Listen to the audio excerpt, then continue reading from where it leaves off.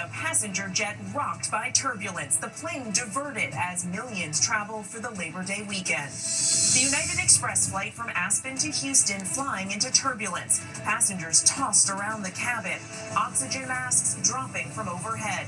The plane descending more than 4,000 feet in less than a minute. The pilot reporting injured passengers and requesting a stretcher. It comes at the height of what is expected to be record travel over the holiday weekend. Also tonight, tracking thunderstorms and rain from Texas to the Dakotas. Temperatures up to 15 degrees below average for much of the country. Lee Goldberg with the Labor Day forecast. New reporting on the deadly school shooting in Minneapolis as children scrambled to safety. What the shooter's father allegedly told police about the suspect's most recent relationship, and why authorities say security procedures in place during Mass likely saved lives. Tonight, amid the turmoil at the CDC, major pharmacies limiting access to the COVID vaccine in some states as cases rise and millions look for guidance from the nation's top health officials. The news breaking just moments ago, an appeals court ruling on President Trump's sweeping tariffs, what the court decided, and how it could affect economies around the world. Tonight, President Trump signaling he's expanding his immigration crackdown in Chicago. Law enforcement officials telling ABC News the administration is planning to surge immigration enforcement operations as early as next week. How city leaders are reacting tonight. With the college football season getting underway, a University of Miami football player now facing charges in the deaths of 3 people killed in a high-speed crash. The Powerball jackpot now worth $1 billion. The Labor Day weekend drawing now the largest jackpot of the year. And Robin Roberts returns to the Gulf Coast 20 years after Hurricane Katrina. The children of the storm surviving the devastation, the moment their childhoods changed forever, and how they're still learning to cope with Katrina's lasting emotional toll. From ABC News World Headquarters in New York, this is World News Tonight with David York. Good evening, and thank you for joining us on a busy Friday night. I'm Mary Bruce in for David, and we begin tonight with the chaos on board a regional passenger jet rocked by turbulence. Several people injured during what's expected to be the busiest Labor Day holiday for travel in 15 years. A United Express flight from Aspen to Houston diverted to Austin after the pilots declared an emergency, reporting several people needed medical care. Video showing oxygen masks dangling from the ceiling. The plane dropping more than 4,000 feet in less than a minute. The aisle littered with personal items and debris. A menu somehow stuck to the ceiling. Tonight, the airline says the plane landed safely and everyone is okay, but a difficult start to the holiday travel for those passengers and crew at one of the busiest times of this long weekend. ABC's Morgan Norwood leading us off. Tonight, a mid-air scare aboard a regional jet at the height of the Labor Day weekend travel rush.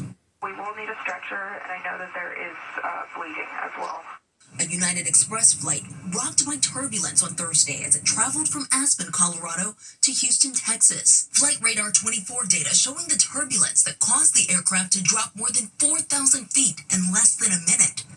Passenger Gretchen Gilliam says the turbulence came out of nowhere. The man in front of me flew up and hit the ceiling. Multiple people injured. There was people saying prayers very loudly. There was some people hollering out, "What's wrong? What is going on?"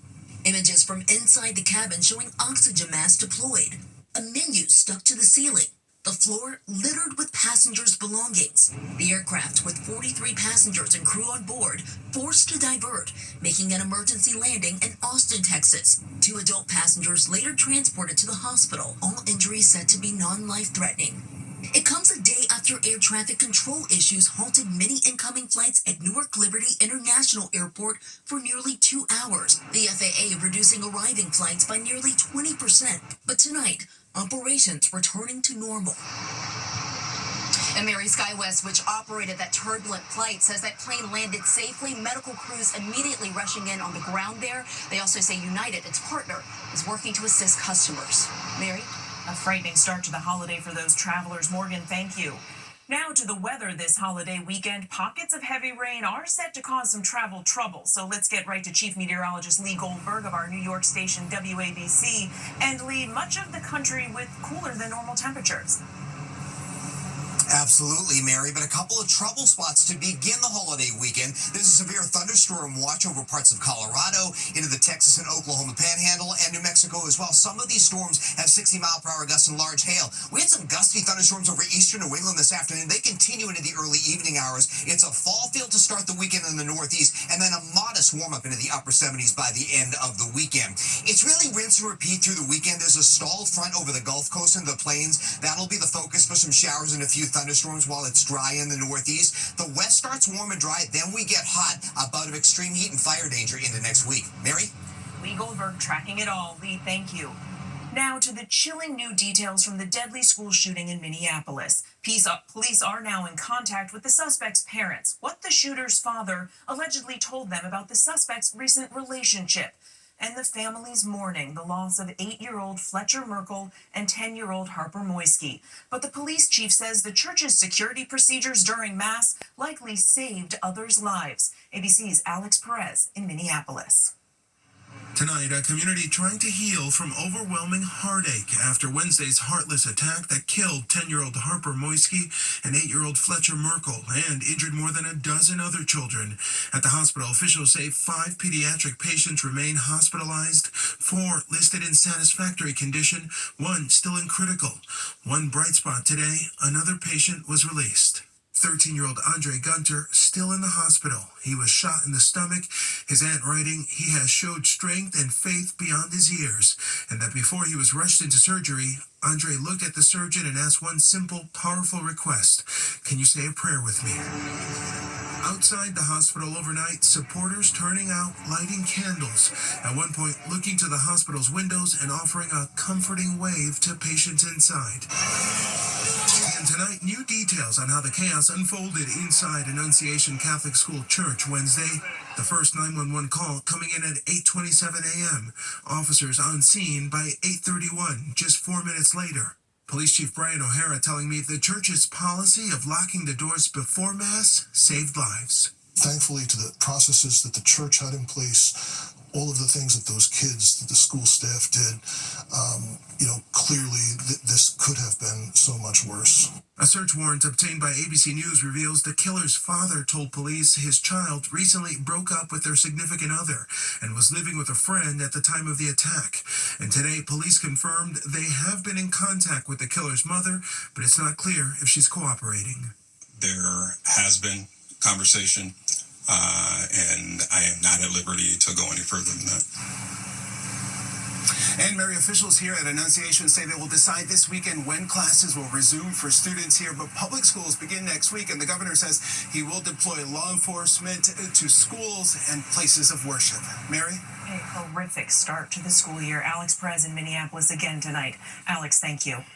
Next here tonight, growing confusion over the COVID vaccine. CVS, the nation's largest pharmacy chain, is now limiting access to the vaccine in some states, even as COVID cases rise. It comes amid the turmoil at the CDC and with millions looking for guidance from the nation's top health officials. Here's ABC's Selena Wang.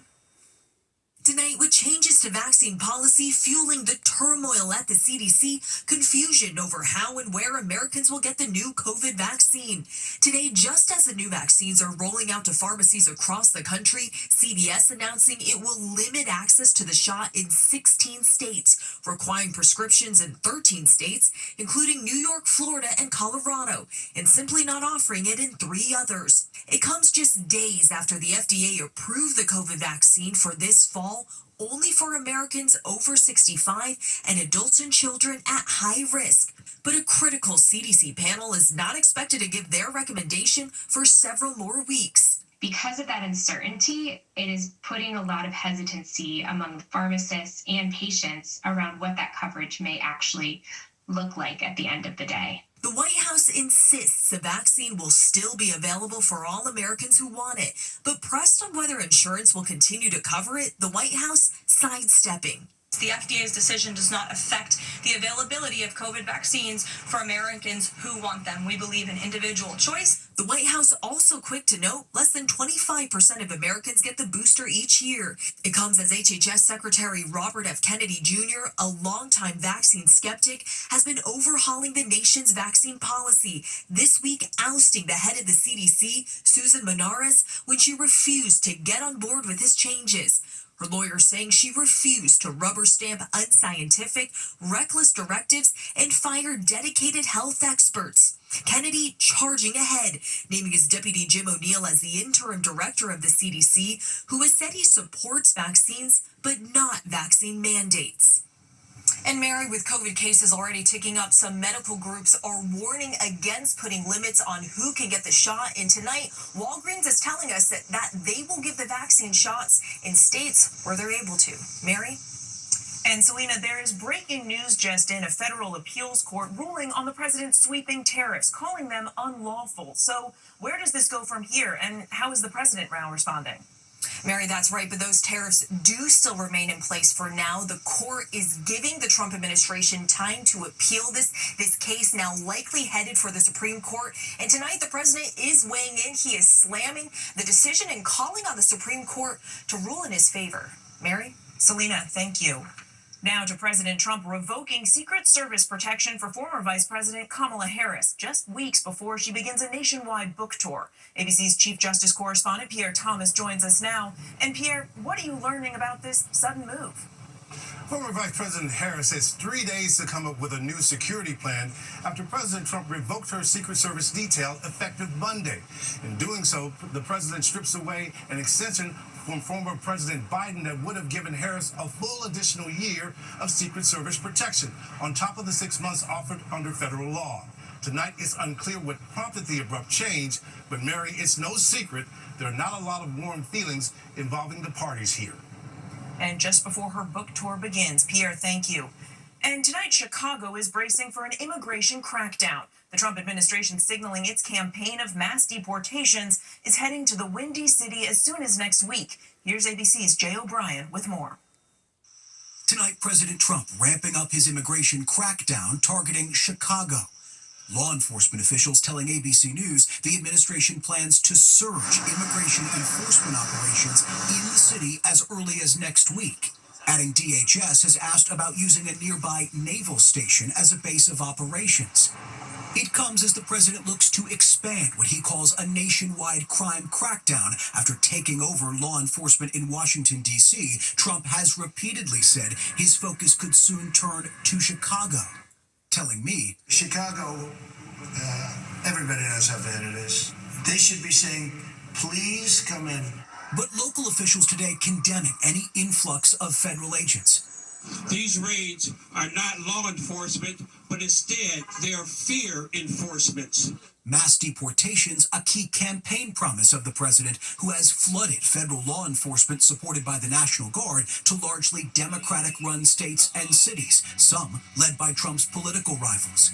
Earlier this month, Homeland Security conducting what it called a routine operation outside a Los Angeles event for California Governor Gavin Newsom, making one arrest. Newsom calling it an act of intimidation. And Mary, Chicago, just one part of the administration's wide-reaching immigration enforcement plans. ICE is now on track to have the largest budget of any federal law enforcement agency in the country. Mary. Jay O'Brien, thank you. Overseas tonight, Israel is ramping up its military takeover of Gaza City, declaring it a dangerous combat zone. The city is home to hundreds of thousands of Palestinians. What happens to them now? Here's ABC's chief international correspondent, James Longman. Israeli forces tonight launching their long-feared occupation of Gaza City, once a place of refuge for hundreds of thousands displaced by war. Now the IDF calls it a dangerous combat zone. Aerial bombardments have ramped up, and Israeli troops are already demolishing homes on the city outskirts. Children and families forced to move again. Raeda Auda already displays twice, fighting back tears, saying her feelings are indescribable because of the sadness and pain she feels.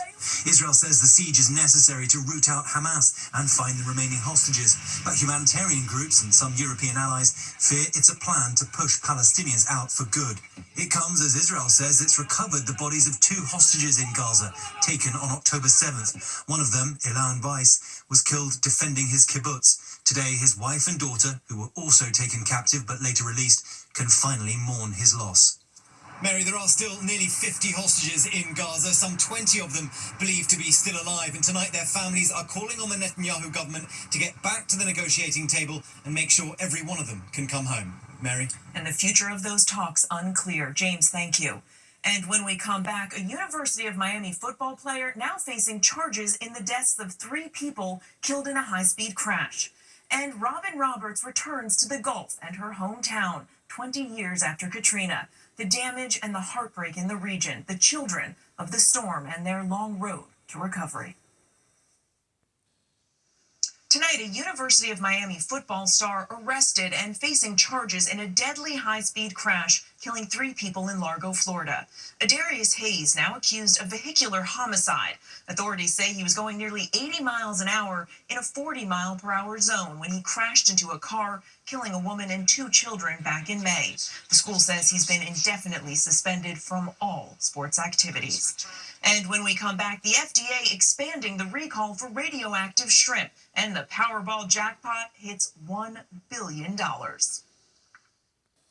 the index now, the FDA is expanding its recall of potentially radioactive shrimp. Walmart now pulling 26,000 packages of Aquastar cocktail shrimp. Kroger recalling 18,000 bags of Mercado cooked shrimp. Health officials concerned the shrimp is contaminated with radioactive material. No illnesses, thankfully, have been reported.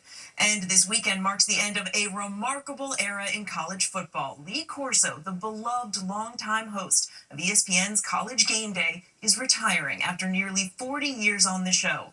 Now 90, he will make his final appearance at Ohio State before tomorrow's game against Texas. College Game Day airs tomorrow at 9 a.m. Eastern on ESPN. And we send our congratulations to Lee. And the Powerball jackpot now worth a staggering $1 billion. Tomorrow's drawing the largest prize of the year, the cash option worth $453 million. Best of luck. And when we come back, Robin Roberts returns to the Gulf 20 years after Katrina, the children of the storm and their long road to recovery.